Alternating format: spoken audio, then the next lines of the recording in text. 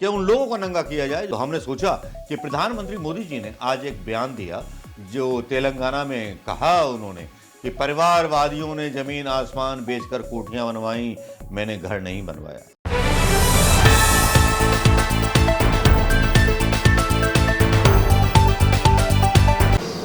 दोस्तों, साहिब का दावा है। साहिब का दावा तो बहुत मजबूत है, क्योंकि साहिब के दावे को कोई चुनौती नहीं दे सकता।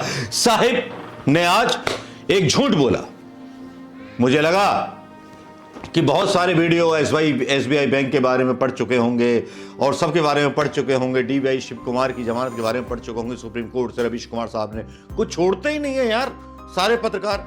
अब जो बचता है वो ये बचता है कि उन लोगों को नंगा किया जाए जो झूठ बोलते हैं। तो हमने सोचा कि प्रधानमंत्री मोदी जी ने आज एक बयान दिया, जो तेलंगाना में कहा उन्होंने कि परिवारवादियों ने जमीन आसमान बेचकर कोठियां बनवाई, मैंने घर नहीं बनवाया। बिल्कुल सही कहा उन्होंने।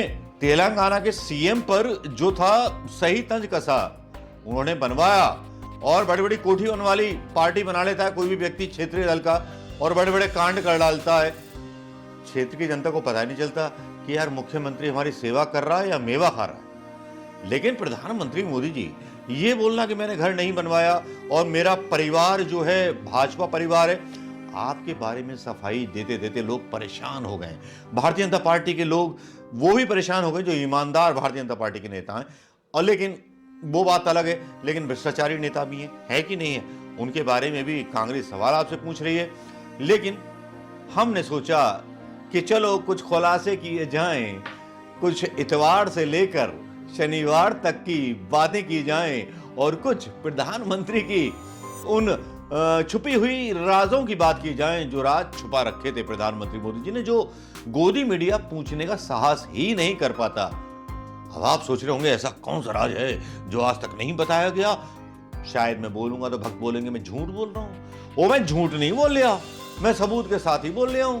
भाई हुआ क्या है कि प्रधानमंत्री मोदी जी ने बयान दिया, जो मैंने बताया आपको, कि परिवारवादियों ने जमीन आसमान बेचकर कोठियां बनाई, मैंने घर नहीं बनाया। अरे प्रधानमंत्री मोदी जी घर काहे को बनाते जब इतने 5 स्टार पीएम निवास में रह रहे हो। पिछले इतने सालों से आप सीएम निवास मुख्यमंत्री रहे, सरकारी बंगला मिला। भाई ये तो जो है नेताओं की खासियत होती है। गुलाम नबी आजाद को ले लीजिए, भाई राज्यसभा चाहिए कांग्रेस से लेते रहे, नहीं दी तो बीजेपी में घुस गए, आपने उनको दे दी। तो भाई सरकारी मकान है और सत्ता है, पावर है, तो फिर गम क्या है। ये तो मलाई मलाई है देश की जनता के पैसों पर। तो मोदी जी आपने ये कहा कि आपने कोठी नहीं बनवाई, पक्का? चलिए आज खुलासा करते हैं आपके झूठों का, कि आपका जो परिवार है या आप परिवारवादी हैं कि नहीं, ये भी आज साबित करेंगे।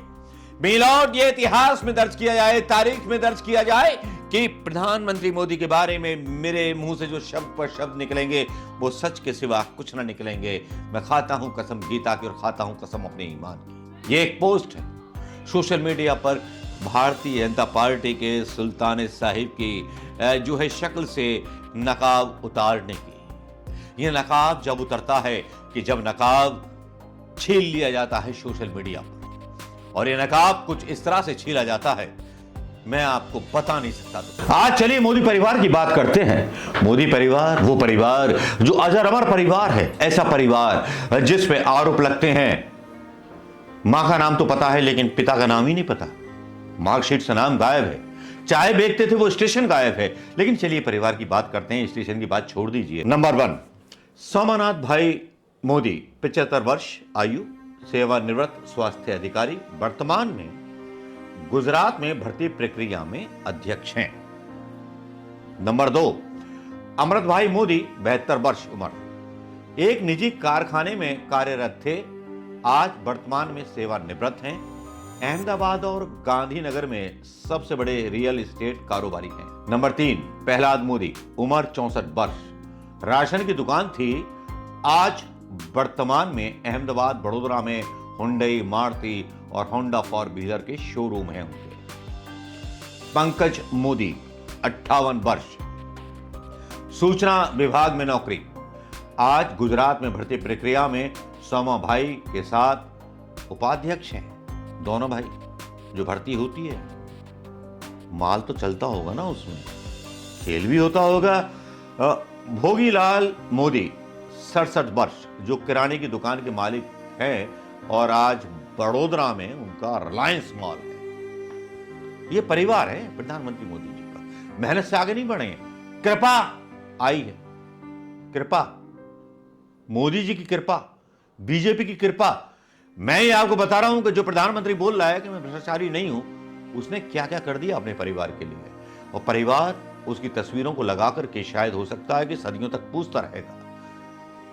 छठे, अरविंद मोदी, उम्र 64 वर्ष, स्क्रैप व्यवसाय था, आज वर्तमान में प्रमुख निर्माण कंपनियों को स्टील की आपूर्ति और रियल एस्टेट के नामी ग्रामी ठेकेदार हैं।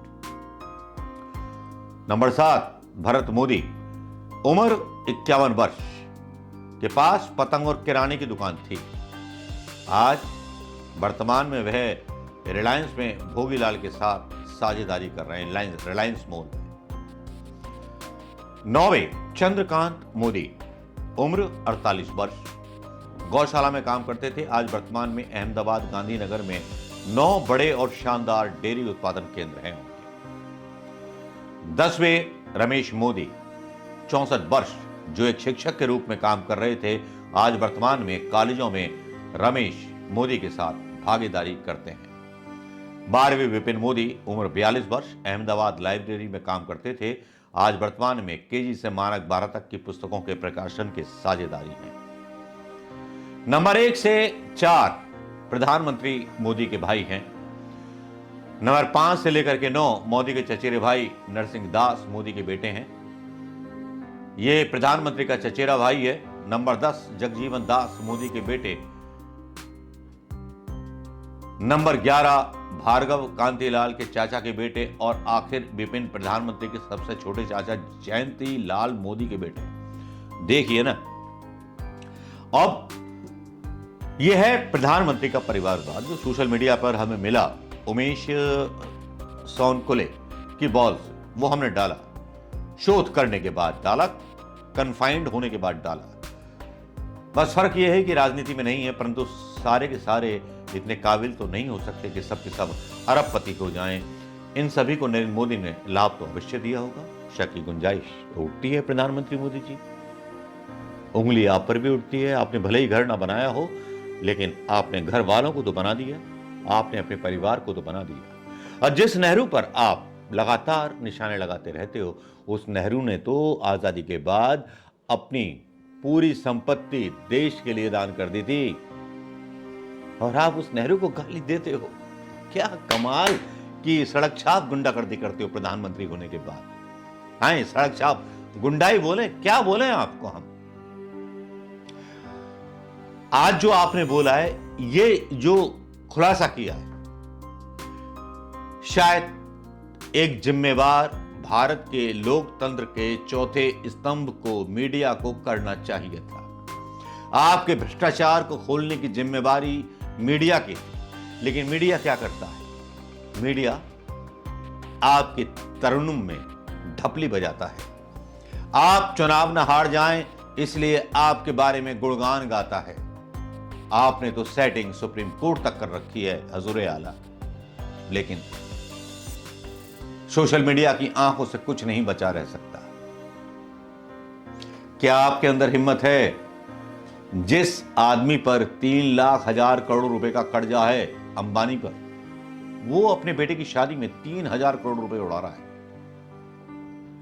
3 लाख हजार करोड़ एक बड़ा अमाउंट होता है, जिसमें विदेशी भी है। दोस्तों, इसके बारे में भी अगला वीडियो होगा। ये शादी ना होती तो मेरा भी ध्यान नहीं जाता, इस वीडियो पर भी हम बात करेंगे कि कितना कर्जा है, क्योंकि अगर आंकड़ों की माने और सूत्रों की माने तो जो देश में पर व्यक्ति $5 कर्जा हर व्यक्ति पे चढ़ा हुआ है अमेरिका का, खाली अमेरिका का, विश्व का नहीं,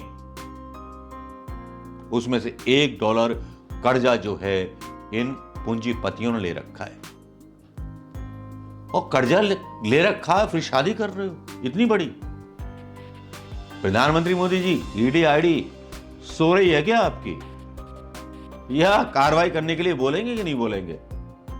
चलिए देखते हैं प्रधानमंत्री मोदी जी क्या एक्शन लेते हैं दोस्तों। लेकिन प्रधानमंत्री मोदी जी का ये दावा खोखला निकलता है, जिसमें ये बोलते हैं कि मैंने कोठियां नहीं बनवाई, लेकिन अपने भाइयों की कोठियां, अपने चाचे चचेरे भाइयों की कोठियां तो इन्होंने बनवा दी। बस यही होता है काफी। अपनी बीवी को रखने की जरूरत साथ में नहीं थी, वरना आसपास मिल जाता है। कोई त्यागी होता है, कोई सन्यासी होता है, फोटो खिंचवाने का शौक होता है, तो वो आपने किए हैं। आपने तो एक पारिवारिक और वैवाहिक जीवन का भगवान राम की तरह पालन नहीं किया। जीते जी आपने अपनी पत्नी का अपमान किया और सीता की तरह उसका परित्याग कर दिया। तुम तो राम के भक्त कहलाने लायक भी नहीं हो और हिंदू कहलाने के लायक भी नहीं हो। नमस्कार, जय हिंद दोस्तों।